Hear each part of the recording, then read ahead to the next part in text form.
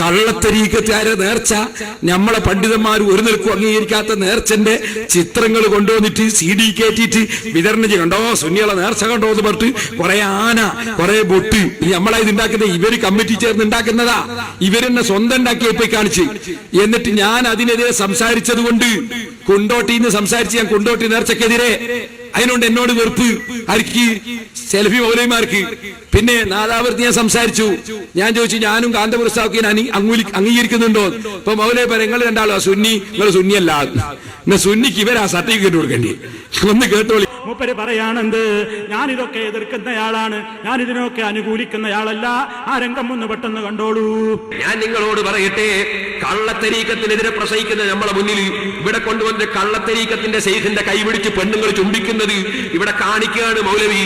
ഇതുപോലെ തന്നെ അതാ എന്റെ പ്രസംഗത്തിൽ ഞാൻ എവിടെയും പറയുന്ന ഒരു സംഗതിയാണ്, ഈ മക്ബറകളിൽ നടക്കുന്ന അനാചാരം, കുറെ വേണ്ടാത്ത മുട്ടും ഹറാമായ മുട്ടും പാട്ടും, അതുപോലെ തന്നെ കുറെ വാദ്യമേളങ്ങളും ഗാനമേളകളും നൃത്തങ്ങളും തോന്നിവാസങ്ങളും മക്ബറകളിൽ നടത്തുന്നതിനെതിരെ ഞാൻ എത്ര പ്രസംഗം നടത്തി.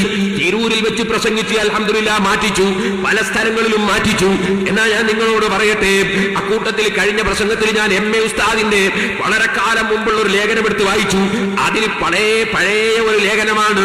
അതിൽ അനാചാരത്തിന് മഖബറയിലെ അനാചാരത്തിനെതിരാണ്. എന്നാൽ നിങ്ങൾ മനസ്സിലാക്കണം, ഇവിടെ ഇത്രയും കൂടുതൽ ഖബറിന്റെ അടുക്കൽ മഖബറകളിൽ അജ്മീറിലും നാഹൂറിലും അതുപോലെ അതേ ഇബ്രാഹിം ബാദുഷ തങ്ങളുടെ ഏർവാടിയിലും പല സ്ഥലങ്ങളിലും നൂറുകണക്കിന് അനാചാരം നടക്കുന്നുണ്ട്.